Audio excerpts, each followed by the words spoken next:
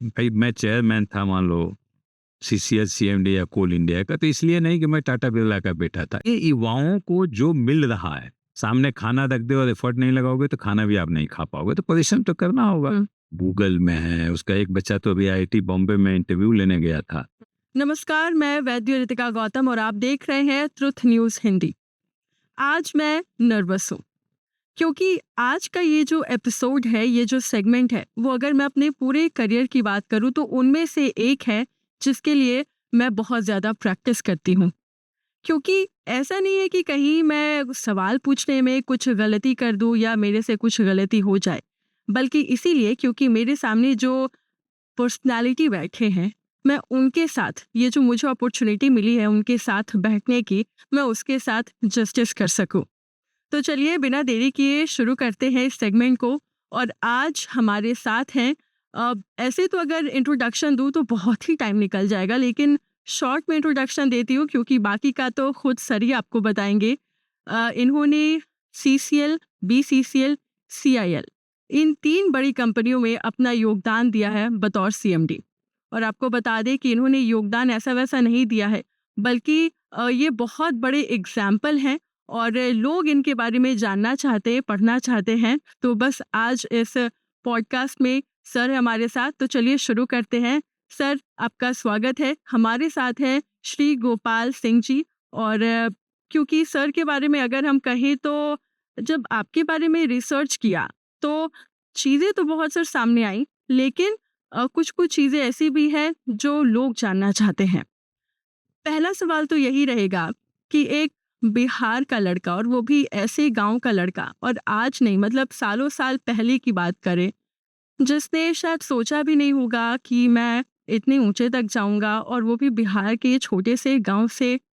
जब आप छोटे थे तो क्या आपने सोचा था कि मैं कोल इंडिया का चेयरमैन बनूंगा और इतने सारे कंट्रीब्यूशन दूंगा? बस ये प्रश्न बहुत ही इंटरेस्टिंग है। नहीं, जब बहुत छोटा था तब माँ बाप ने संस्कार दिया और इस तरह की बातें हमें बताई जाती थी कि बेटा जिंदगी में कुछ करना है और ऐसा कुछ करना है। वो कबीरदास की 2 पंक्तियां हैं कि कबीरा जब पैदा हुए जग हंसे हम रोए, हाँ। ऐसी करनी कीजिए हम हंसे जग रोए। कबीरदास जी बोलते हैं कि जब बच्चा पैदा होता है तो वो रोता है और समाज के लोग तालियां बजाते हैं कि चलो घर में एक आया। हम्म। तो वही कबीरदास ने कहा है कि ऐसी करनी कीजिए। मनुष्य का जन्म आपको मिल गया तो उसको चरितार्थ कीजिए कि हम हंसें जग रोए। जब हम शरीर त्यागें तो आपका ऐसा कर्म होना चाहिए कि समाज को लगे कि हाँ भाई बहुत अच्छा आदमी था, चला गया। हम हंसे, हमें लगे कि हमने तो भाई चलो ऊपर वाले ने मनुष्य का जन्म दिया तो हम उसको कृतार्थ किए, चरितार्थ किए। और समाज को लगना चाहिए कि बहुत अच्छा आदमी था, कोई इतना योगदान है। ये चीजें हैं, आपको समाज अच्छे कार्यों के लिए याद करे। तो ये बातें बचपन से माँ बाप हम्म। दोनों ने जरूर मन में भरा। हम्म। और बचपन से मैंने देखा है मेरे माँ और पिताजी दोनों प्योर वेजिटेरियन, कभी इन्होंने नॉन वेज टच भी नहीं किया। जबकि हम लोग ऐसे खानदान से आते हैं जहाँ की नॉन वेज बहुत ही खाया जाता है और सब लोग खाते ही खाते हैं। इस तरह का संस्कार था। छोटे से मुझे याद है, मैं बहुत ही छोटा रहूंगा उस समय से, सुबह में नहाना है, पूजा करना है। और मुझे लगता है कि जो 3 साल 4 साल से मैं पूजा करना शुरू किया हूँ आज भी करता हूँ। अच्छा। तो ये कबीरदास की जो पंक्तियां और इस तरह की जो हमारी दिनचर्या है, माँ को मुझे याद है, माँ कितना भी हो सुबह 4 बजे जरूर जगा देगी और एक गिलास दूध लाएगी। हाँ। अब 4 बजे दूध पी लो, चाहे उजाला का दिन भी हो, हम्म। तो आपकी नींद खुल जाती है, भग जाती है। तो 4 बजे दूध पिला दिया और उसके बाद है कि बेटा पढ़ना है। तो माइंड में तो वहीं से एक बना हुआ है कि भाई कब कब क्या करना है। तो माँ बाप का बहुत बड़ा योगदान है और माँ बाप जैसा संस्कार देता है बच्चा वैसा ही।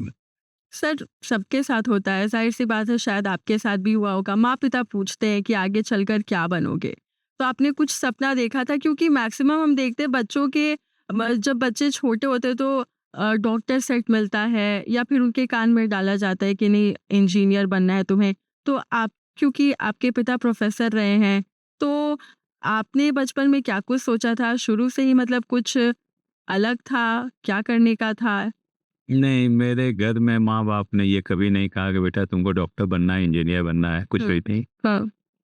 2-3 चीजें जरूर कहा करते थे। पहला तो कि अच्छा इंसान बनना है, और दूसरा ये था कि बेटा कुछ भी करो उसमें नंबर 1। पढ़ाई करते हो तो क्लास में टॉप करो, कुछ भी करो, नौकरी करोगे तो वहाँ अच्छा करना। तो ये कहीं ना कहीं मन में था, एक पैशन था कि भाई कुछ भी करें वहाँ हम नंबर 1 रहे। तो ये चाहत बचपन से, वही मैं जो संस्कार पूरा की, वो चीजें थी।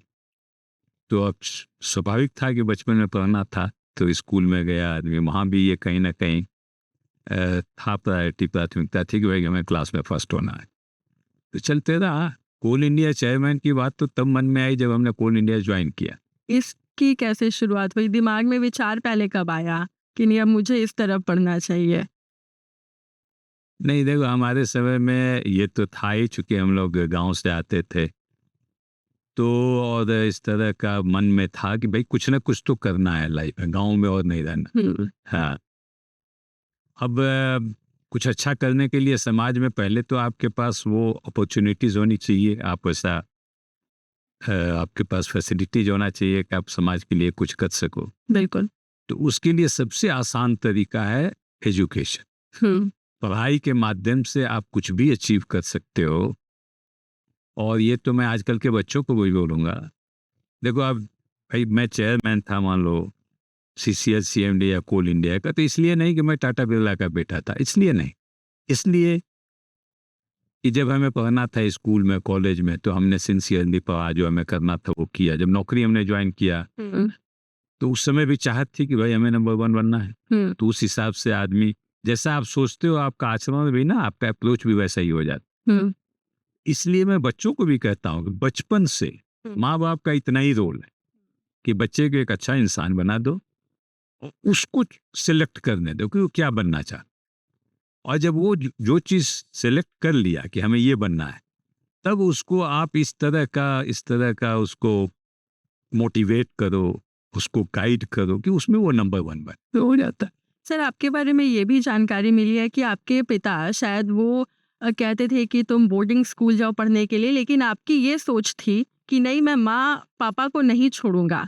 क्योंकि ये एक बहुत बड़ा एग्जाम्पल है। बहुत सारे पर्सनालिटीज हमने देखे हैं जो वो कहते हैं कि नहीं, मैं अपना घर, अपनी माटी या अपना देश नहीं छोड़ूंगा, मैं जो करूंगा भारत में रहते हुए या फिर अपने घर में रहते हुए। तो सर, ये चीज आपके अंदर भी देखने को मिली। आपका ये जो प्रश्न है ना, मैं 2 पार्ट में इसका आंसर जी। दूंगा। दूसरा पार्ट बहुत इंपॉर्टेंट। जी।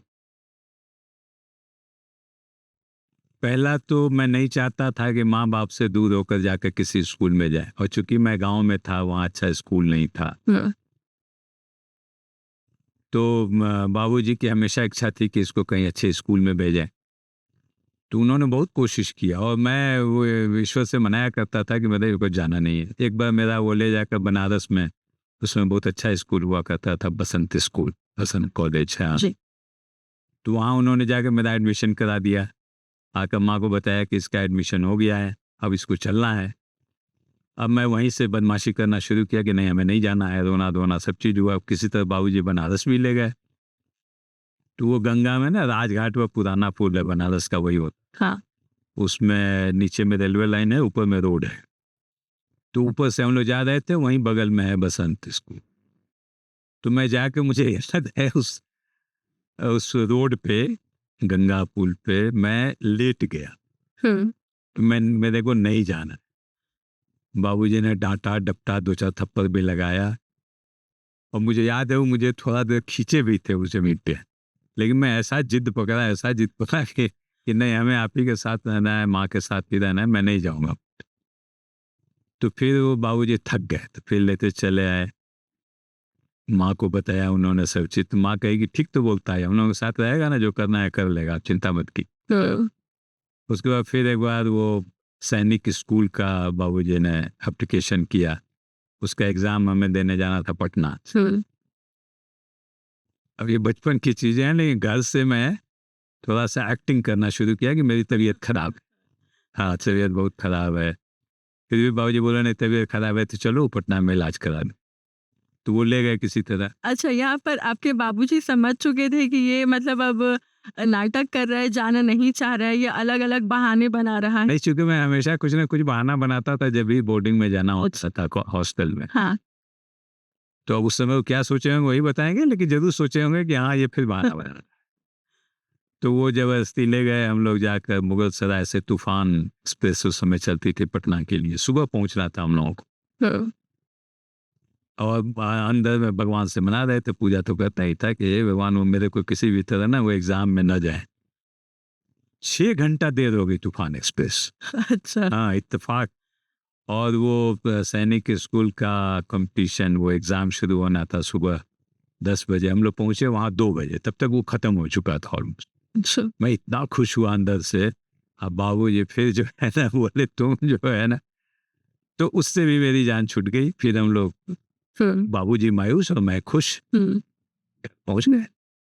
मतलब ये कह सकते हैं कि मंज़िल जहाँ पर है, वो अलग-अलग तरीके से आप वहाँ पर पहुँच ही जाते हैं, क्योंकि सर आपका लिखा हुआ था एज़ योर करियर, वो कहीं और आपको जाना था।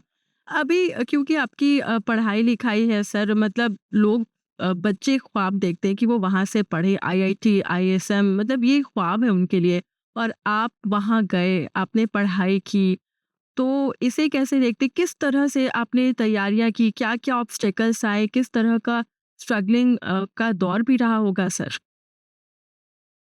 देखिए, क्लास 6 तक तो मैं वहाँ गांव में रह लिया, हुँ। बाबूजी के सभी प्रयासों के बावजूद।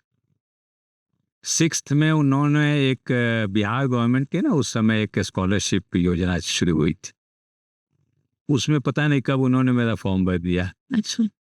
और उसका एग्ज़ाम वहीं होना था, मोहनिया में। तो एग्ज़ाम हमने दिया। तो उस समय वो बाबूजी बताए भी नहीं कि तुमको हॉस्टल में जाना है, वरना शायद फिर भी मैं बदमाशी किया। बोले चलो एक देना है, हाँ ऐसे ही कंपटीशन है, उसमें फर्स्ट होना है। हम बोले बहुत अच्छा। तो जाके हमने पूरा मन से उसको दिया। उसके बाद मुझे याद है जब पटना में रिजल्ट निकला, उस समय मेरे भैया पटना साइंस कॉलेज में थे। अच्छा। हाँ, तो उन्होंने एक टेलीग्राम भेजा। उस समय ये सब मोबाइल वगैरह या फोन उनकी सुविधा कहाँ थी। एक टेलीग्राम आया तो गांव में जो है ना हलचल मच गई, क्योंकि टेलीग्राम ना अक्सर जो है हुँ। खराब चीजों के लिए आता था, और टेलीग्राम हाँ, में से हाँ हाँ। ये होता था। तो बाबूजी कहीं बाहर गए हुए थे और टेलीग्राम इंग्लिश में लिखा हुआ था, तो गांव में पढ़ने वाले बहुत लोग थे नहीं। तो दिन भर जो है ना एक गांव में चलते रहा, यह टेलीग्राम आया है, टेलीग्राम आया है, क्या हो गया क्या हो गया। फिर बाबूजी शाम को आए तो उन्होंने पढ़ा, तो भैया भेजे थे, उसमें मैं पूरे बिहार में टॉप किया। अरे बाप रे बाप! हाँ, और ये जबकि रियलिटी आपको पता नहीं था, आपको बस लगा कि ये कोई मामूली सा कॉम्पिटिशन है, जैसे कि आपके पापा बाबूजी को। बताए थे कि ऐसे ही है, चलो लिखना है, फर्स्ट जी, होना है। जी। हाँ, एक ही चीज थी। तो मैं पूरे बिहार में टॉप किया था, तो वो अब बाबूजी बहुत खुश, माँ बहुत खुश, सब लोग बहुत खुशियाँ मना रहे हैं। अब मैं इसी में परेशान हूँ कि कहाँ पढ़ना कहाँ होगा। तो उस समय बाबूजी ने कुछ भी बताया, नहीं नहीं ऐसे ही है ना। तो उस समय ना बिहार गवर्नमेंट हर जिले में एक एक स्कूल का सिलेक्शन की थी। कहीं कहीं जिला स्कूल था, कहीं जो वहाँ का जिस जिस स्कूल में हॉस्टल फैसिलिटीज हो। हुँ। तो वो गांव के बगल में ही हमारा था, एक वहाँ रामगढ़ जगह है, मोहनिया और बक्सर के बीच में। तो वहीं चूंकि स्कूल था, हॉस्टल था। बाद में जब हुआ धीरे धीरे बाबूजी ने कन्विंस किया, तो वहाँ मैं गया। क्लास 7 से फिर मैं हॉस्टल में रहा, अच्छा। और वहाँ हम लोग 14 लड़के थे, सब इसी स्कॉलरशिप में सिलेक्ट होकर आए थे। हुँ। हॉस्टल में हम लोग रहते थे, अच्छा स्कूल था, और वहाँ बड़ा अच्छा माहौल मिला। सभी लड़के, उसमें से कई तो आईआईटी गए, मैं गया, एक और लड़का था मेरा दोस्त था वो भी गया, और इंजीनियरिंग में तो बहुत सारे लोग लगभग चले गए। कोई मैं स्टेट के इंजीनियरिंग में गया, कहीं कोई गया, कुछ कुछ उनको। लेकिन आईआईटी में हम लोग वहाँ से 2 आदमी गए। सबसे पहले मैं गया, वहाँ के बाद 10th हुआ, मैट्रिक उस समय होता था। तो इंजीनियरिंग में एंट्रेंस के लिए आपको या तो आईएससी का फर्स्ट ईयर होना चाहिए या हायर सेकेंडरी करना चाहिए। तो चूंकि मेरा अच्छा मार्क्स था, तो फिर मैंने बीएचयू में अप्लाई किया। अच्छा। बीएचयू में मेरा एडमिशन हो गया। हुँ। तो मैं हायर सेकेंडरी BHU से, अच्छा। और ईश्वर की कृपा से वहाँ भी मैं यूनिवर्सिटी में टॉप किया। वाह। और फिर वहाँ से चूंकि हायर सेकेंडरी के बाद जो है प्री यूनिवर्सिटी कोर्स PUC बोला जाता था, तो PUC के बाद हम लोग IIT का कंपटीशन लिखने के लिए एलिजिबल हो जाते। हम्म। तो हमने दिया तो ईश्वर की कृपा से हुआ भी, ISM में हुआ, BHU में हुआ, बिट्स पिलानी में भी हमने अप्लाई किया था, वहाँ भी मिल गया। लेकिन सबसे पहले ISM का है। अच्छा। देखिए अब तो मैं 60 साल प्लस हो गया, 40 साल लगभग नौकरी किया। आज की युवा के लिए मतलब ये एक मैसेज जरूर हाँ। मैं देना चाहूँगा कि देखो डेस्टिनी, उस समय ना हमारे समय में इलेक्ट्रॉनिक्स डिसिप्लिन का, इलेक्ट्रॉनिक्स इंजीनियरिंग बहुत क्रेज था। सब लोग इलेक्ट्रॉनिक्स में जाना चाहते थे। मेरे को मिला भी बिट्स पिलानी में, फर्स्ट ईयर में ब्रांच नहीं मिली, लेकिन चूंकि मैं यूनिवर्सिटी टॉपर था इसलिए मेरे को फर्स्ट ईयर में वहाँ ब्रांच भी मिल गया। नहीं तो वहाँ फर्स्ट ईयर में जाइए, उस समय ब्रांच नहीं मिलता था। फर्स्ट ईयर का जो रिजल्ट आएगा उसके आधार पर आपको सेकेंड ईयर में ब्रांच मिलता। लेकिन चूंकि मैं था यूनिवर्सिटी टॉपर, मुझे फर्स्ट ईयर में मनचाहा ब्रांच भी मिल गया इलेक्ट्रॉनिक्स। लेकिन पहले चूंकि ISM का आया था, ISM में मैं एडमिशन ले चुका था, तब आया। तब इलेक्ट्रॉनिक्स मिला तो खुशी का ठिकाना नहीं रहा कि भाई अब तो जाना है मेरे को। मैं जाने के लिए पूरा तैयार भी हो गया। ISM में एक नीचे में लोअर ग्राउंड हुआ करता था, अभी भी है। तो मेरे से 1 साल सीनियर थे रविशंकर, वो कर्नाटका के, his mother tongue was Kannada. लेकिन वो आदमी इतना जीनियस था कि एक बार हम लोग धनबाद से कलकत्ता जा रहे थे वो कैलकुलेटर खरीदने के लिए ना। वहाँ एक मेहता बिल्डिंग हुआ करती थी कलकत्ता में, सब लोग ISM वाले सब वहीं जाते थे। सुबह में हम लोग जाते थे, ब्लैक डायमंड कोलफील्ड, 2 सुबह से जाओ फिर 1 से लौट आओ। तो रविशंकर जी हमको रविशंकर को बता रहे थे, वो इतना लड़का जीनियस था कि कन्नड़ मदर टंग था। एक बार हम लोग जा रहे थे, कोई विद्वान मिल गए, बनारस से आ रहे थे, उन्होंने संस्कृत बोला ट्रेन में जब हम लोग बैठे। और ये सज्जन उसे 3-4 घंटा संस्कृत में बात करते चले गए। अच्छा। हमने कहा कि यार संस्कृत कब सीखे हो? तो हमें लगता है कि उस समय उसका कादम्बनी निकलता था ना, कादम्बनी होती थी हिंदी मैगजीन, साप्ताहिक हिंदुस्तान का। तो रविशंकर का आर्टिकल हिंदी मैगजीन में भी निकलेगा, रीडर्स डाइजेस्ट में भी निकलेगा। एंड ही वाज जीनियस वैसा। तो रविशंकर ने हमें पकड़ लिया कि नहीं तुम वहाँ मत जा, तुम यहीं रहो, माइनिंग बहुत अच्छा है। पूरा मेरे को ले जाकर वो मेरा ब्रेन वॉशिंग किया। और फिर अल्टीमेटली मैंने पिलानी छोड़ दिया, ऐसे में कंटिन्यू किया। मैं ये जरूर बताना चाहूँगा, हमारे क्लासमेट्स वो गए IIT में गए, जैसे ये मनोज तिवारी का बड़ा भाई साधु श्रवण तिवारी, वो भी मेरे साथ था। अच्छा। हाँ, उसका हुआ IIT BHU में, उन्होंने इलेक्ट्रॉनिक्स से किया। और भी हमारे कई साथी वो जाकर IIT से मैकेनिकल वगैरह किए, मैं माइनिंग किया।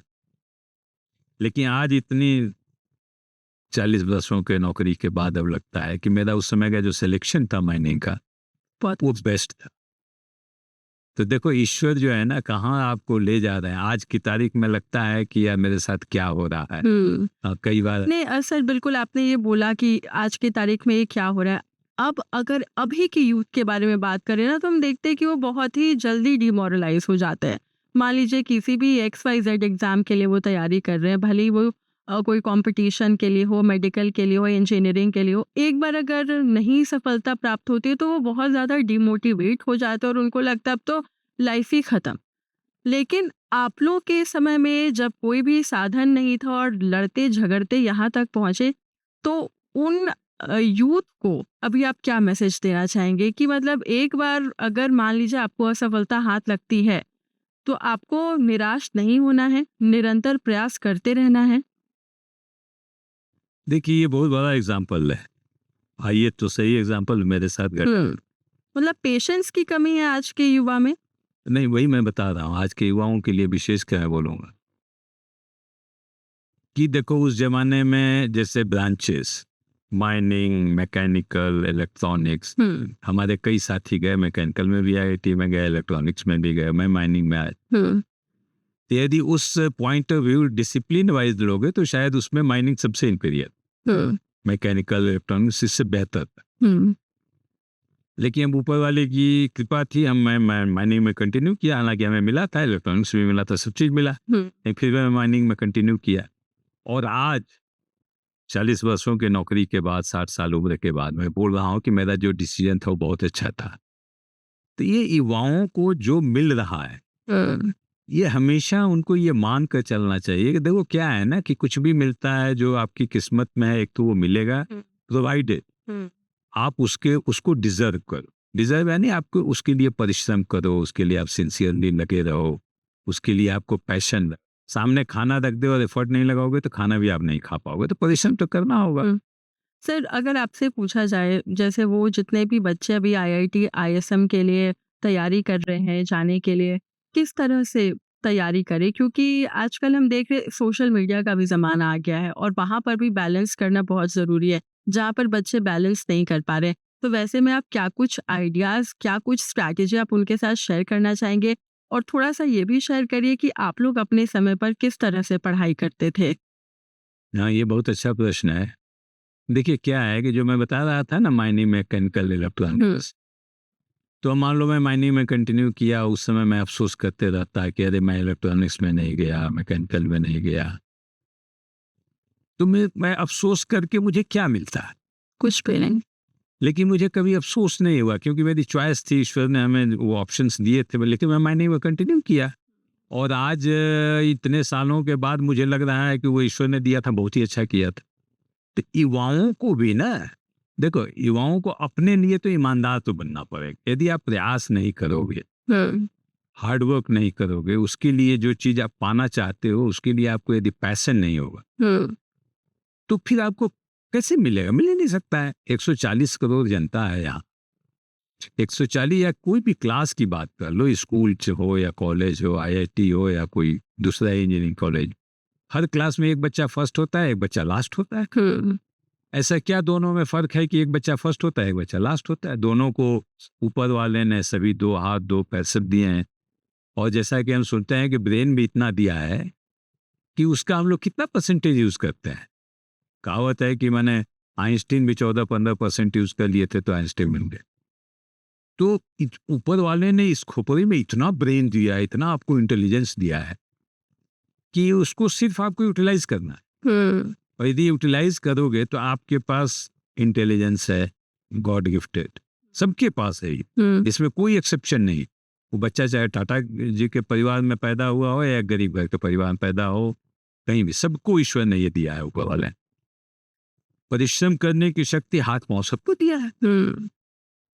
तो ये आपको फैसला करना है। और बच्चा तो मान लीजिए छोटा है, उसको अभी उतना एक्सपोजर नहीं मिला है, वो बेचारा क्या करेगा? ये माँ बाप का फर्ज बनता है कि बच्चे को सही गाइडेंस दें। कई माँ बाप हैं जिनको कि नहीं जानकारी है कि बच्चे को कहाँ भेजना चाहिए। जैसे मैं अभी भी देखता हूँ, चूंकि मैं कोल इंडिया में था और ऐसे पद पर रह लिया, कई माँ बाप अपने बच्चे को डोनेशन वाले किसी घटिया कॉलेज में एडमिशन करा दिए। एडमिशन बड़ा आसानी से हो जाता है। वो सोचते हैं कि चलो बच्चा आ जाएगा, इसमें इंजीनियर बन जाएगा, तो इंजीनियर के बाद तो ये देखता है, हम लोगों को तो लगता है कि CM भी बन जाएगा, कुछ भी बन जाएगा। अब माँ बाप उस कॉलेज में ही जाते हैं, बच्चों को 4 साल तो वहाँ इंजीनियरिंग करना है तो 4 साल लगेंगे, प्लस इनके 12-14 लाख खर्च हो जाते हैं। समाज में कुछ ऐसी विडंबना है कि लोग सोचता है कि चलो 12-14 लाख खर्च हो जाएगा, लेकिन बच्चे की शादी होगी, इंजीनियर बन जाएगा तो शायद उतनी डॉरी भी मिल जाए, तो वहाँ भेज तो देते हैं। लेकिन वो ऐसा कॉलेज है कि वहाँ वो बच्चे का 4 साल भी बर्बाद करेगा, 13-14 लाख रुपए भी बर्बाद करेगा। और वो 14 लाख रुपए ऐसे पेरेंट्स का है जिनके लिए एक ही रुपए की बहुत ज्यादा वैल्यू है। तो वहाँ वो क्यों भेजते हैं? क्योंकि उनको प्रॉपर एक्सपोजर नहीं है, कोई उनको सही गाइडेंस नहीं है, इसलिए वो माँ बाप अपने बच्चों को ऐसे कॉलेज में भेज देते। बच्चे का उसमें कोई कसूर नहीं है, क्योंकि उसको भी एक्सपोजर नहीं, वहाँ भेज तो दिए। लेकिन सर यहाँ पर देखिए, क्योंकि बहुत सारे बातचीत में ये भी हम देखते हैं, जैसे मान लीजिए किसी भी एग्जाम की बात कर ले, JPSC की बात कर ले, BPSC या फिर UPSC, हम देखते हैं कि सालों से मेहनत करते हैं, एक बार अगर असफलता हाथ लग जाती है तो उन्हें ऐसा लगता है कि अब जिंदगी यहीं पर खत्म, अब शुरू से कैसे शुरू करे। तो ऐसे में वो कैसे खुद को मोटिवेट करे, इस पर मैं चाहूंगी बतौर मेंटोर आप जरूर अपनी बातों को रखें, अंदर से कैसे वो कॉन्फिडेंस रखे, किस तरह से वापस से दूसरे एग्जाम के लिए वो खुद को प्रिपेयर करे, तैयारी करे, वो पेशेंस वो कहाँ से लाए, क्योंकि आजकल हम देख रहे हैं कि यूथ के अंदर पेशेंस धीरे धीरे बहुत कम होते जा रही है। ये प्रश्न आज की तारीख में बहुत ही प्रासंगिक है, लेकिन इसका उत्तर भी बहुत सरल है, बहुत आसान। देखिए, इस तरह से यदि हम थ्योरी बताएं और काल्पनिक कहानियां सुनाएं, इससे बच्चों को फायदा नहीं होगा। सर कई बार आपके जीवन में भी हुआ होगा जब आप मैं बहुत बढ़िया एग्जांपल आपको देने चाहता हूँ। अमिताभ बच्चन को सब जानते हैं और शायद सबको पता होगा, जो कि सच्चाई है, कि अमिताभ बच्चन सुपरस्टार होने, जब खुद सुपरस्टार हो चुके, उसके बाद उन्होंने कुछ ऐसा निर्णय लिया कि बिल्कुल रोड पे आ गए। उनका बंगलो सब शायद वो जी होने वाला, निविदा में जाने वाला था, तो बिल्कुल मैंने वो रोड पे थे, जो बोलते हैं ना, रिच टू रैग्स, तो बिल्कुल टूट। लेकिन अमिताभ बच्चन की एक ही खासियत थी, उतनी हार्डशिप आने के बाद भी अमिताभ बच्चन टूटे नहीं। अमिताभ बच्चन को अपने पे भरोसा था कि नहीं, मैं अपने आप को जानता हूं, फाइनेंशियली ये जरूर मेरे को ये समस्या आई है, बैंकरप्सी की तरफ मैं बढ़ रहा हूं, लेकिन वो मैं जानता हूं अपने आप को, मैं टूटूंगा नहीं, मैं इससे निकलूंगा और संघर्ष करूंगा, निकलूंगा। और फिर आज देख लो अमिताभ बच्चन पा जाते हैं। आज 80 प्लस ना उम्र हो गई अमिताभ बच्चन की, लेकिन आज भी जो उनका शो है, कौन बनेगा करोड़पति, हमें लगता है कि शायद सबसे बढ़िया शो। और आज अमिताभ बच्चन आते हैं, आज अमिताभ बच्चन आते हैं उस शो में तो तालियां बजती हैं, और पूरा जब देश देखता है तो इंस्पायर होता है। उस आदमी की खासियत देखिए अमिताभ बच्चन, एक तो बिल्कुल बैंकरप्ट हो चुके थे ऑलमोस्ट, वो आदमी टूटा नहीं, धैर्य नहीं खोया। दूसरा, हिम्मत रखा कि मैं संघर्ष करूंगा और मैं सफल होऊंगा, इनको सफलता मिली। तीसरा, जो अमिताभ बच्चन का सबसे बड़ा क्वालिटी है, जो मैं बोलना चाहूँ, आज का सबको सीखना चाहिए। आप देखते हैं अमिताभ बच्चन आते हैं, इतना बड़ा सुपरस्टार है, उसमें सबको नमस्ते करते हैं। जो हम्बलनेस है अमिताभ बच्चन, छोटा बच्चा को भी आदमी वो नमस्ते करते हैं, और जरा भी आप घमंड, ईगो नहीं देखेंगे बच्चन। तो जिस आदमी में संघर्ष करने की क्षमता रहे, पहला से शुरू कीजिए कि हार्डशिप आई, आप नहीं टूटे, नहीं टूटना चाहिए। इन बच्चों को भी, आपको एक बार सफलता मिल सकती है, और ऐसे तो कई लोग हैं। बिल गेट्स का आप एग्जाम्पल ले लीजिए, बताते हैं लोग कि वो 10th नहीं पास कर पाए थे। आइंस्टाइन के बारे में भी इसी तरीके की बात, कई लोग हैं, बहुत कई लोग हैं थे। और सबसे बड़ा अमिताभ बच्चन को तो सब जानता है, यहीं पे आपके सामने बंदा दिख रहा है। जो नहीं दिखा है, चलो उसके बाद जो दिख रहा है, जिसकी सच्चाई है, उससे तो हमें लेसन लेना चाहिए ना, दिख रहा है। तो इन बच्चों को जब भी अब मान ले, देखो क्या है ना, बोला जाता है कि failure is the first pillar for the success, first step for the success. सही बात है। तो जब आप असफल होते हो तो समझो कि सफलता तुम्हारा इंतजार कर। अब भाई मान लो सीढ़ी है, अब आपको कहीं जाने के लिए मान लो 20 सीढ़ियां चढ़नी है, 20 स्टेप्स जानी, तो पहला स्टेप पे तो जाना होगा, और पहला स्टेप जाकर उतर जाओगे तो आप 20वें स्टेप पे नहीं जा पाओगे। लेकिन पहले स्टेप पे गए, दूसरे पे गए, तीसरे पे गए, चौथे पे गए, आप सोचो ना 20 बार, या कोई बड़ी इमारत में जानी है, बहुत ऊंची मंजिल आपको प्राप्त करना है, आपको शहर में बनना है, IAS IPS बनना है, तो थोड़े और स्टेप्स जाने होंगे। तो उतना तो पेशेंस आपको रखना पड़ेगा। और failure is the first step for success. तो आप पहला बार फेल किए हो तो यू शुड बी हैप्पी, क्या चलो हमें 1 साल और सीखने का मौका मिल गया, 1 साल और पढ़ने का मौका मिला। दूसरा बार भी आप फेल कर गए, चलो 1 साल और पढ़ लोगे। और जितना इनपुट दोगे कंप्यूटर में, जितना आप इनपुट डालोगे वही आउटपुट निकले। तो अच्छा इनपुट डालो, परिश्रम करो, उतनी चीज सीखो। कहीं ना कहीं लंबी जिंदगी तो बहुत लंबी है, 3 साल 4 साल 5 साल क्या मायने रखता है। और मैं तो देखा हूँ APSC जो इंडिया का सबसे डिफिकल्ट एग्जाम है, उसमें बच्चे आते हैं छठे चांस में, पांचवें चांस में, और अब आज की तारीख में आप देखोगे ना तो रेयरेस्ट मिलेगा जो कि फर्स्ट चांस में और 22 साल 23 साल की उम्र में यूपीएससी क्लियर कर लो, सिविल सर्विसेज क्लियर। वहाँ का एवरेज एज है अब 27-28 साल। कई बार तो हम देखते हैं सर आईपीएस बनने के बाद भी वापस से वो एग्जाम आईपीएस मिल जाता है, फिर अगला साल तैयारी करता है कि हमें आईएएस मिलना चाहिए। और एवरेज एज मैं बता रहा हूँ कि 27-28 साल के लगभग, जबकि वो बच्चे 21-22 साल से देना शुरू कर देते हैं। तो सोचिए ना उसको कितना टाइम लगा। और मैं बता रहा हूँ कि फर्स्ट अटेम्प्ट में एक्सेप्शंस होते हैं, second attempt, third attempt, fourth attempt देते रहते हैं। अब उसमें कई लोग होते हैं जो कि फर्स्ट अटेम्प्ट के बाद जो है ना थकना शुरू कर देते। सेकेंड अटेम्प्ट यार नहीं हुआ, अब नहीं होगा। जहाँ निगेटिविटी आप में आई, थर्ड अटेम्प्ट में नहीं हुआ, थर्ड अटेम्प्ट के बाद उनका फ्रस्ट्रेशन का लेवल इतना बढ़ने लगेगा कि कुछ ना कुछ गलतियां कर बैठेंगे। लेकिन जिस बच्चे में हिम्मत रहा नहीं हमें करना है, तो चौथा चांस में जाता है, पांचवा में जाता है, वो कर जाता है। हमारे तो दुर्भाग्य है, इस देश की हिस्ट्री को भी अंग्रेजों ने डिस्टॉर्ट किया और सही सही पिक्चर आज हमें देखने को नहीं मिल रही है। लेकिन चलो वैसे ही इतिहास में भी कुछ घटनाएं तो लिखी हुई हैं। अब ये मोहम्मद गोरी था, बताओ 17 बार हारा, 17वीं बार जाकर 18वीं बार जाकर जीता। अब ये दूसरी है कि पृथ्वीराज चौहान उसको 17 बार जीते फिर भी उसको नहीं मारे, अब वो एक बार जीता था क्या आखिर। बिल्कुल सर, आपने वो दूसरी बात। जी सर, आपने यूपीएससी का जिक्र किया तो कई बार इंटरव्यूज मैं भी सुनती हूँ, तो कई ब्यूरोक्रेट्स ऐसे हैं, मान लीजिए कहीं के डीसी हैं या फिर बहुत अच्छे पद पर हैं, तो वो कहते हैं कि जब वो स्ट्रगलिंग का दौर था, जब हम तैयारी कर रहे थे, तो बहुत सारे लोग ऐसे थे जो आते थे और कहते थे क्यों पढ़ाई कर रहे हो, तुम्हारे बस का नहीं है, मत करो, छोड़ दो, जाके कहीं नौकरी कर लो। और जब रिजल्ट आया और टॉप 10 में या टॉप 5 में उनका नाम आया, तो वही लोग सबसे पहले आए उनको बधाई देने के लिए। तो इस दौरान वो जो नेगेटिव लोग आते हैं उनसे कैसे दूर रहे, नेगेटिव थॉट जो देकर वो जाते हैं उससे कैसे बचे? नहीं, ये देखो ऐसा है कि ब्रेन का ना, दिमाग का नेचुरल टेंडेंसी है नेगेटिव वाला, नेचुरल। सुबह आप जगते हो, कोई भी जगता है, या ऐसे भी आप खाली बैठे रहो तो अच्छी चीजें आपको नहीं याद आएंगी, लेकिन जो बुरा वक्त गुजरा है वो जरूर याद है।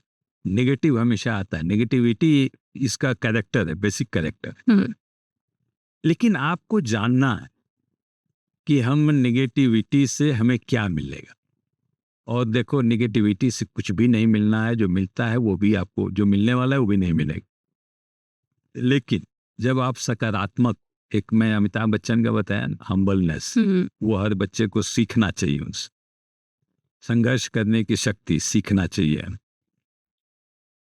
अब तीसरा है ना कि आप कुछ भी अचीव करना चाह रहे हो। मैं बीच में बताया भी था कि हर क्लास में एक बच्चा फर्स्ट होता है, एक बच्चा लास्ट होता है। क्यों? एक ही उसका अंतर, सिर्फ एक अंतर है, उस दोनों में क्षमता बराबर है। जो फर्स्ट करता है उसको कहीं ना कहीं पैशन होता है कि हमें क्लास में फर्स्ट होना, नशा होता। और जो लास्ट होता है वो क्लास में जाता है और वो बड़ा मस्त रहता है कि छोड़ो यार, गुरु जी आया, टीचर पढ़ाया, जितना सीखे सीखे, चलो मस्ती में सोएंगे, सिनेमा देखेंगे, क्या है मैं बेवकूफ़ है, 18 घंटा 16 घंटा पढ़ते रहता है। इस तरह की चीज़ें लोगों के दिमाग में आती। लेकिन जो उस समय मस्ती करता है वो जिंदगी भर पछताता है, और उस समय जिन्होंने सिंसियरली मेहनत किया वो जिंदगी भर उसको कमाता है और जिंदगी भर सुख भोगता है उसका। ये मेरे साथ घटना घटी है। अच्छा। मैं उसी स्कूल में था, हम लोग तो हॉस्टल में थे, लेकिन एक लड़का वो डे स्कॉलर था, आता था, पीएन पांडे नाम था। हम लोग दोनों रामगढ़ में एक साथ स्कूल में, हम दोनों बड़े अच्छे मित्र थे, बैठते भी थे साथ में। पीएन पांडे और मेरे में एक अंतर बहुत बड़ा था। उस जमाने में भी पीएन पांडे को यदि कहीं सिनेमा देखने का मौका मिल जाए तो वो नहीं छोड़ेंगे, वो जरूर देखेंगे। कहीं सर्कस हो रहा है वो जरूर देखें, खूब मस्ती करें। और मैं न सर्कस देखने जाऊंगा न सिनेमा देखने जाऊंगा, बस वो क्लास में पढ़ना है और फिर आकर हॉस्टल में पढ़ना है। तो उस समय मेरे को बोलता था कि तुम महाबेवकूफ आदमी, अरे चलो ना यार, जिंदगी भगवान दिया है, थोड़ा एंजॉय करते हैं। सर आपने कभी वैसा नहीं किया कि क्लास बंक करके जा रहे कभी हैं कुछ खाने? यही अंतर था। और पीएन पांडे हमेशा बंक करते थे। अब देखिए रिजल्ट, ये सबके लिए एक अच्छा संदेश है। मैं जब किया हमारा जो एकेडमिक जो भी अचीवमेंट्स रहा, यहाँ से बीटेक करके फिर कोल इंडिया ज्वाइन किया। मैं कुसमुंडा में एससीसीएल में छत्तीसगढ़ में, मैं वहाँ प्रोजेक्ट ऑफिसर बन के गया कुसमुंडा प्रोजेक्ट। तो मुझे याद है गर्मी का दिन था, दोपहर में गया तो एक आदमी डोजर चला रहा था, डोजर डंपर। तो मैं चूंकि प्रोजेक्ट अफसर था तो गया, तो भाई हाव बहुत आई प्रोजेक्ट अफसर को थोड़ा सा। तो मैं डोजर ऑपरेटर को देखा तो पीछे से ना थोड़ा सा पीएन पांडे जैसा लगा। मेरे को भनक भी नहीं थी कि पीएन पांडे कोल इंडिया में नौकरी कर, हमें कुछ भी नहीं पता था। मैं देखा कि यार ये तो पीएन पांडे जैसा लग रहा है, तो मैं डोजर के दाहिने तरफ गया तो वो बंदा लेफ्ट साइड में मुंह घुमा लिया। फिर मैं लेफ्ट गया तो राइट साइड घुमा। अच्छा, उन्होंने आपको पहचान लिया था। मेरे को तो पहचाने लगा ही। तो मुझे लगा कि यार ये कौन बंदा है, मैं लेफ्ट जा रहा हूँ तो ये राइट घुमा रहा है, मुंह राइट जा रहा हूँ लेफ्ट। तो मेरे को बड़ा गुस्सा आया, बोले ये कौन डोजर ऑपरेटर है, उसको उतार दो नीचे। चूंकि मैं प्रोजेक्ट ऑफिसर था तो वो डोजर ऑपरेटर था, उतरा। तो गर्मी का दिन था, ऐसे भी मायने में देखिएगा वो सब गमछा रखे रहते हैं। तो वो जनाब अपना पूरा मुंह बांध करके आए। तो मेरे को और गुस्सा आया कि यार ये बदमाश आदमी है, मुंह क्या, बाएं देखो तो दाहिने जाएगा, दाएं जाए तो बाएं, मुंह भी बांध लिया। हम बोले मुंह हटाओ, कमची हटाओ यहाँ से, खोलो। तो उसने तो वो तौलिया उठाया, तो इट वॉज पीएन पांडे। मैं बोला यार पीएन तू यहाँ कब पहुंच गया। फिर मैं कंधे पर हाथ रखा, सबको बताया कि भैया मेरा तो ये स्कूल का दोस्त है, हम बड़े दोस्त। पीएन पांडे की आंखों में आंसू था और मेरे भी आंख में आंसू। और देखिए सिर्फ इतना ही अंतर कि वो जो हमें स्कूल में 4 साल पढ़ने का जो मौका मिला, उस 4 साल में पीएन पांडे ने बहुत एंजॉय किया। सब सर्कस देखा, जो भी मौका मिलता था क्लास बंक किया। 4 साल तो उन्होंने खूब सीखा, एंजॉय किया। और उस 4 साल में हमने कुछ भी एंजॉय नहीं किया सिर्फ पढ़ने के अलावा। और अंतर देखिए मेरे और पीएन पांडे में, उनको डोजर ऑपरेटर बनना पड़ा, मुंह छिपा रहे हैं हमसे, और मैं वहीं का प्रोजेक्ट अफसर बना था। और फिर ईश्वर की कृपा से और गरीबों को दुआओं से सीएमडी चेयरमैन भी बना। तो यही अंतर, जब आपको जो काम करना है, स्कूल में हमारे जो बच्चे हैं, युवा हैं, कॉलेज में आप उस समय आप मेहनत करो ना, परिश्रम करो ना, उस समय परिश्रम करोगे सफलता आपको मिलेगी ही मिलेगी। और यही अंतर है कि एक बच्चा फर्स्ट करता है, एक बच्चा लास्ट होता है।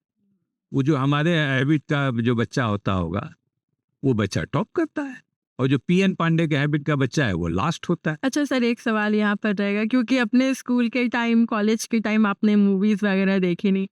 अब जब आपको मौका मिला है तो क्या आप पसंद करते मूवी देखना, थिएटर में जाना? अभी जो मूवीज वगैरह आ रही है क्या आप देखते हैं? मतलब पहले तो ठीक है, अब नहीं देखो क्या है ना, आदमी मूवी देखने क्यों जाता है, एंजॉयमेंट के लिए, खुशी के लिए। तो हर आदमी का ना अलग अलग चीजों में खुशी मिलती। अब जैसे मैं नौकरी करता था तो माँ बताएंगे आपको सीसीएल वाले, और कभी कभी तो मेरे को ऑफिस में ही ना 10 बज जाते थे, 12 बजे भी मैं रात में रहा हूँ ऑफिस में, चैम्बर में, सुबह से सोचो आप। अच्छा। विशेषकर कोई मान लो जितने भी विजिटर्स आते थे, विशेषकर गांव वाले वर्कर्स जो नीडी लोग हैं, उनसे मैं बिना मिले ऑफिस से नहीं निकलता। मिलने में जरूर विलम्ब होता था, उनको घंटे 2 घंटे इंतजार करने पर थे, चूंकि मैं किसी काम में व्यस्त रहता था, लेकिन मैं मिलता जरूर था। अब वो सोचो आप, चेयरमैन रहने के नाते मेरी कोई बाध्यता नहीं थी कि मैं 12 बजे तक बैठूं चैम्बर में उनसे मिलूं, लेकिन मैं बैठता था, उनसे मिलता था। क्यों मिलता था? क्योंकि मुझे उसमें खुशी मिलती। उनके जो भी दर्द था, जो भी, सिर्फ मैं सुन भी लिया तो लोग बोलता है ना कि कोई आपका कष्ट सुन ले तो 50% कष्ट तो ऐसे ही दूर हो जाता। तो मैं सुनता, उसमें हमको खुशी मिलती थी। कई लोग होंगे कि भाई चलो मेरा बज गया, 5 बज गया, 6 बज गया, चलो अब चलते हैं सिनेमा देखते हैं। वो बेचारे सिनेमा इसलिए देखने आ जाते हैं कि उनको मस्ती मिलती है। मेरा ड्राइवर यहाँ मैं जब सीएमडी था तो मेरा ड्राइवर एक दिन बोला कि सर आप जब कार में चलते हैं तो रास्ते भर फोन से, इस जीएम से उस जीएम से कितना कोयला, तो पूरा रास्ते। मैं मेरे गाड़ी में कभी ये क्या बोलते हैं वो गाना, टेप रेडियो। रिकॉर्डर वगैरह, हाँ, ये सब मैं नहीं FM रेडियो। रेडियो वगैरह नहीं चालू करता, यही सब चलते था। तो वो लोग, चूंकि मेरे ड्राइवर थे, सीएमडी की गाड़ी थी, तो दूसरा भी सीएमडी आता था, तो कभी कभी उनको जाना पड़ता था उनके साथ। वही हमें बोला कि साहब दूसरे सीएमडी साहब लोग तो यहाँ गाड़ी में बैठते हैं, कई लोग हैं, और आराम से लेट लेते हैं, उसके बाद बोलते हैं कोई अच्छा गाना लगा दो, और पूरा रास्ते वैसा गाना सुनते जाते हैं, मस्ती करते हैं, और आप जो है कि बैठे गाड़ी में तो भी यही। तो ये मैं खुशी पे बोला, किस चीज से आपको खुशी मिलती? हमको उसमें खुशी मिलता था। मैं I used to enjoy my work. मैं वो करता कि जिसको सिनेमा में देखता है, उसमें अभी भी मैं सिनेमा देखना बहुत पसंद नहीं। सर, धीरे धीरे जब लाइफ में आप आगे बढ़े, आप जब अपनी पढ़ाई करके पूरी निकले, उसके बाद करियर को लेकर जब और आगे बढ़ते गए, और फाइनली जब आपने अपना गृहस्थ जीवन शुरू किया, थोड़ा टफ होता होगा अपने पर्सनल प्रोफेशनल लाइफ को लेके, कैसे बैलेंस करते होंगे? क्योंकि कहीं ना कहीं वो एक बहुत चैलेंजिंग होता है किसी भी मेल के लिए, कि वो घर को और ऑफिस को किस तरीके से बैलेंस कर रहा है। आप भी जरूर उस चीज से गुजरे होंगे। देखिए, जब मैं नौकरी करता था तो आज जो भी मैं हूँ, और 12 बजे रात तक मैं ऑफिस में बैठ लेता था, उसका क्रेडिट मेरे मिसेस को जाता है।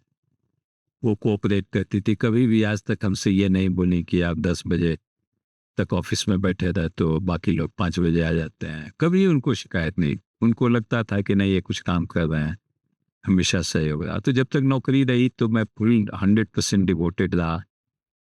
परिवार में मैं किस्मत वाला था कि इतनी अच्छी वाइफ मिली, और मेरे बच्चे आज जो भी हैं, ये सब क्रेडिट उनको जाता है। वो इतनी उसमें इन्वॉल्व थी कि बच्चे ईश्वर की कृपा से अच्छा कर रहे हैं, अच्छा किए, उनको भी संस्कार उन्होंने दिया है। और अब जब रिटायरमेंट के बाद, तो ये बात तो सही है कि आप कहाँ आज तक सीएमडी थे, चेयरमैन थे, और कल अचानक आप कहा होता है ना कि हीरो से जीरो हो गए। तो वो बड़ा डिफिकल्ट समय होता है, लेकिन डिफिकल्ट उसके लिए होता है जो नौकरी में रहते हुए, चेयरमैन रहते हुए अपने आप को लाट साहब समझता है। बहुत सारे अधिकारी हैं, मैं बोला करता था कि यार लाट साहबियत मत कर, तुम पब्लिक सर्वेंट हो। पब्लिक सर्वेंट यानी 140 करोड़ जनता के नौकर। अच्छा सर, बहुत से लोग, क्योंकि देखिए यूथ के पर्सपेक्टिव से हमने आपसे सवाल पूछे, ये भी बहुत ज़रूरी है। बहुत से लोग जो सरकारी नौकरी में रहते हैं, और जब वो रिटायर हो जाते हैं तो उन्हें लगता है कि अब ज़िंदगी अब मतलब एंड पर आ गई है। लेकिन क्या दूसरी तरफ ऐसे नहीं सोचा जा सकता है सर, कि ज़िंदगी भर आपने मेहनत किया, अब उस ज़िंदगी को जीने का समय आया है, इसे पॉजिटिव रूप में भी ले सकते हैं? ले सकते नहीं है, लेना चाहिए, और यही समय है। देखो क्या होता है ना, जब आप 60 साल में रिटायर करते हो तो आपके पास इतना अनुभव होता है, इतना संसाधन होता है, इतने सारे कॉन्टैक्ट्स होते हैं, और मैं तो उसको जी रहा हूँ। और जब तक 60 साल रहते हैं तो आपको एक ही चीज दिखती है कि भाई जो हमें ड्यूटी मिली है, उस ड्यूटी में रहते हुए जो सोशल वर्क कर लिए, और फिर अपना जितना कोयला निकाल लिए, बड़े खुश हैं। लेकिन असली दुनिया तो आप देख नहीं पाते हो उस समय। जी। और जब आप 60 साल में रिटायर करते हो, आपके पास अनुभव है, आपके पास संसाधन है, आपके पास उतने सारे कॉन्टैक्ट्स हैं, सभी रिसोर्सेज हैं, और 60 साल तक तो आप जनता से तनख्वाहें लेते ही रहे हो ना। तो ये तो समय है कि समाज को आप लौटाएं। और देखिए, तुलसीदास जी ने रामायण में कहा है कि श्रवण समीप भय सित केसा, मनहु जदठपन जस उपदेश। तुलसीदास कहते हैं, रामायण में लिखा हुआ है कि जब आप 60 साल के हो जाते हैं, और श्रवण समीप, जब कान के पास वाला बाल जब सफेद होने लगता है, तो उसके बाद का समय है कि आप अपना आध्यात्मिक विकास कीजिए और अगले जन्म की तैयारी की। और यही कारण था कि राम का जो इतना जल्दीबाजी में जो उनका राज्याभिषेक हुआ, भरत नहीं थे, शत्रुघ्न नहीं थे, फिर भी करे। तो यही वजह थी। जब 60 साल के जब हो गए दशरथ जी, तो गुरु वशिष्ठ से पूछे कि सब अब क्या करना है हमें। तो गुरु वशिष्ठ ने कहा कि अब तो समय आपका हो गया, अपना आध्यात्मिक विकास कीजिए और अगले जन्म की तैयारी कीजिए, अब ये गद्दी छोड़िए। तो इसीलिए भरत शत्रुघ्न का इंतजार नहीं किए और बोले कि नहीं, तब कल ही जो है ना राम का राज्याभिषेक कर। तो ये हम लोग अपनी संस्कृति भूलते जा रहे हैं। हमारी संस्कृति में सब प्रश्नों का जवाब। तो जब आप 60 साल के हो जाते हैं तो एक तो अपना आध्यात्मिक विकास कीजिए। माने 60 साल के बाद आपका लाइफ का सेकेंड इनिंग शुरू हो रहा है, जो कि फर्स्ट इनिंग से ज्यादा इंपॉर्टेंट है।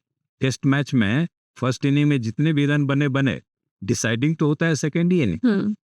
तो यही तो समय है लोगों कि उस समय आप अपना आध्यात्मिक विकास कीजिए और अगले जन्म की तैयारी कीजिए। अगले जन्म की तैयारी यानी मानवता की सेवा कीजिए, जो नीडी लोग हैं उनको मदद कीजिए, और वो जो कबीरदास का 2 पंक्तियां हैं, ऐसी करनी कीजिए हम हंसे जगरो, उसको चरितार्थ कीजिए। लेकिन सर तब 60 साल के बाद वाले लोगों को इस अनुरूप जिंदगी जीना चाहिए। ये सोच लेना कि हम तो यार अब रिटायर हो गए, बेकार हो गए, तो ये तो आप अपने परिवार पर भी बोझ डाल रहे हैं, समाज पर भी बोझ डाल रहे हैं, जिसकी आवश्यकता नहीं है। आप में खुद कॉम्पिटेंस है, आपकी क्षमता और बढ़ गई है। और आज तो आजकल ऐसा हमारा सिस्टम हो गया है न्यूक्लियस फैमिली वाला, कि छोटे छोटे बच्चों को ना नाना मिल रहे हैं, ना नानी मिल रही है, ना दादा मिल रहे हैं, ना दादी मिल रही है। आप यदि वो रोल भी निभा देते हैं तो आप तो राष्ट्र निर्माण में इतना बड़ा योगदान दे रहे हैं।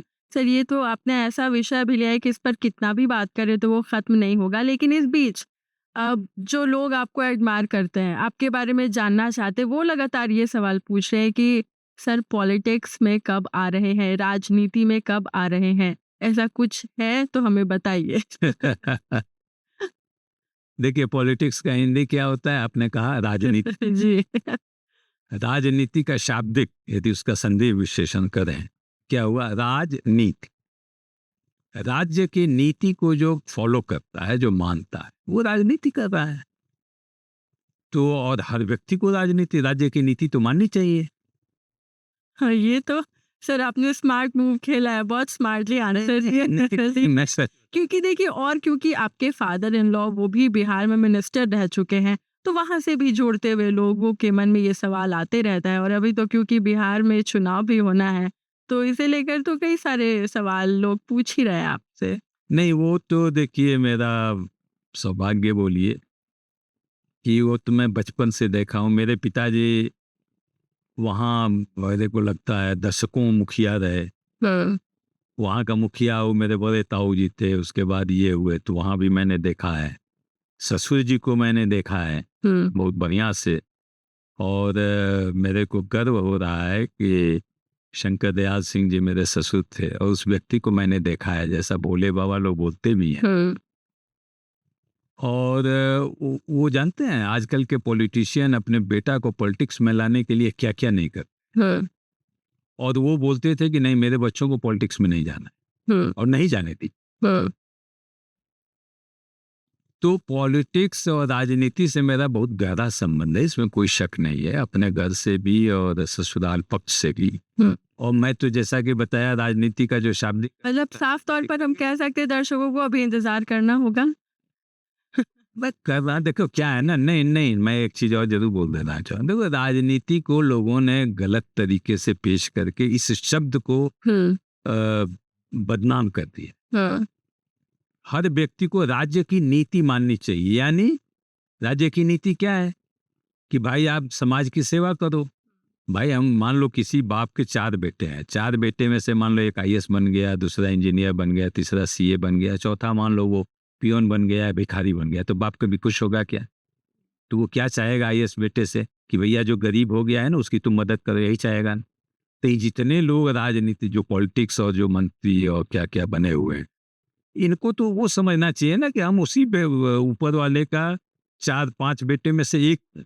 तो हमारा भाई जो है ना, जो गरीब है, आज देश की जो 80 करोड़ जनता, जो राज्य जो हमारे स्कीम जो चल रहा है, जो सरकारी राशन लेती है, वो तो नीडी है ना, आप उनके बारे में सोचो ना कि उनको अच्छा शिक्षा दें, उनके बच्चों का भविष्य कैसे हम सुधारेंगे, कैसे संवारेंगे। सर, क्योंकि आप शुरू से समाज सेवा करते आए हैं और बतौर जब आप सीसीएल में भी सीएमटी के तौर पे थे, आपने कई सारे कंट्रीब्यूशन भी दिए और गरीब बच्चों के लिए आपने बहुत योगदान दिया। और अब जो जानकारी मिली है 182 बच्चे लगभग ऐसे हैं जो आईआईटी क्रैक कर चुके हैं, नौकरी कर रहे हैं, यहाँ तक कि गूगल में भी उनकी नौकरी लग चुकी है।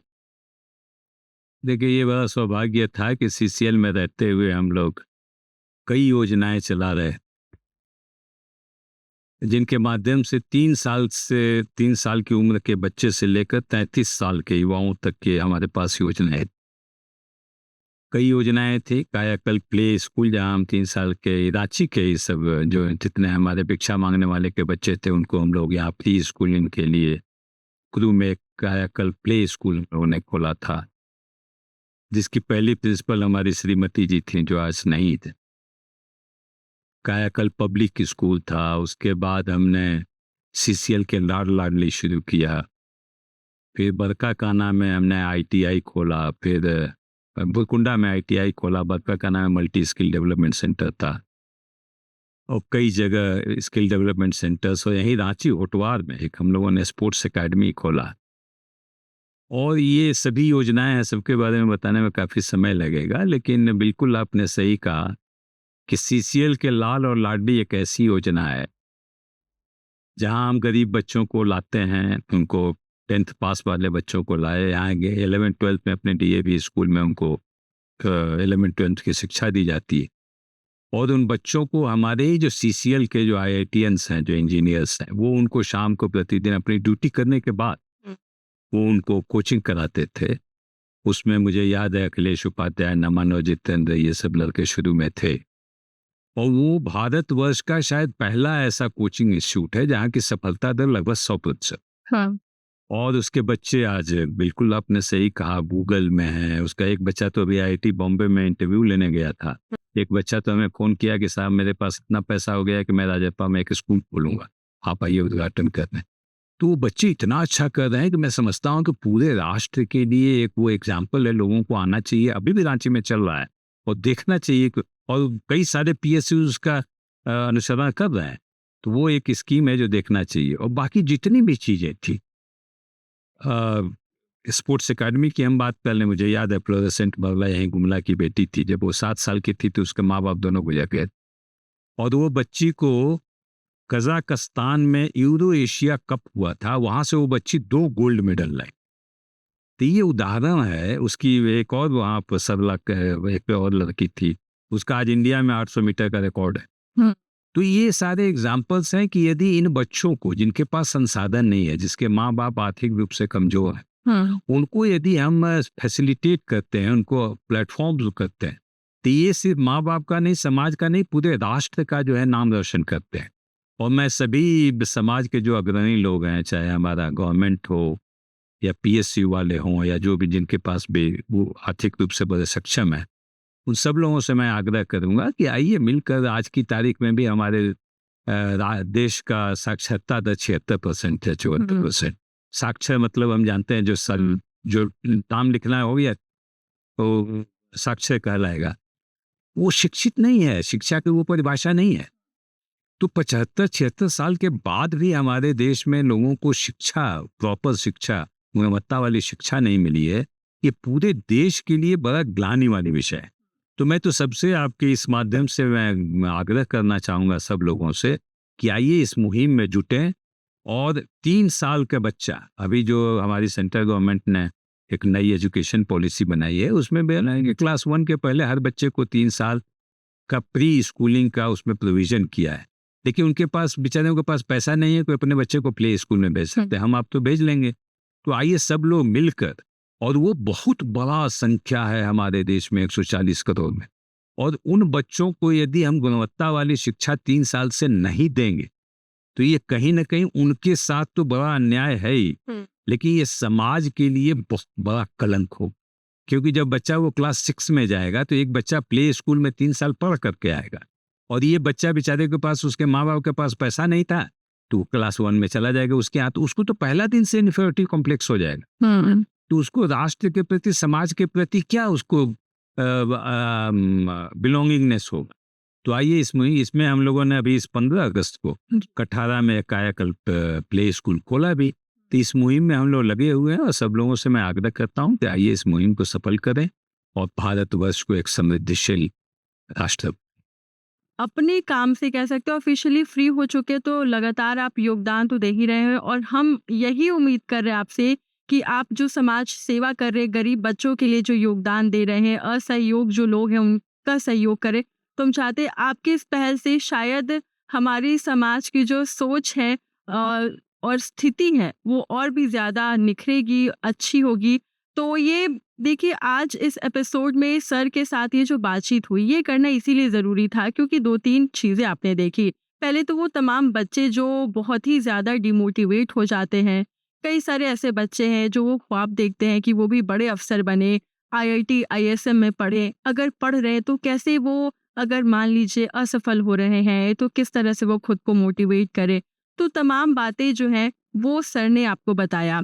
अपने पर्सनल जीवन को लेकर भी उन्होंने कई सारी बातें रखी। तो उम्मीद है ये जो आज का सेगमेंट है वो आपको पसंद आएगा। जो भी हो आप कमेंट बॉक्स में ज़रूर बताइए। और सर, आज के लिए बहुत-बहुत शुक्रिया, हमारे साथ बैठने के लिए, बातचीत करने के लिए बहुत-बहुत शुक्रिया thank sir. You so much, thanks, बहुत बहुत धन्यवाद।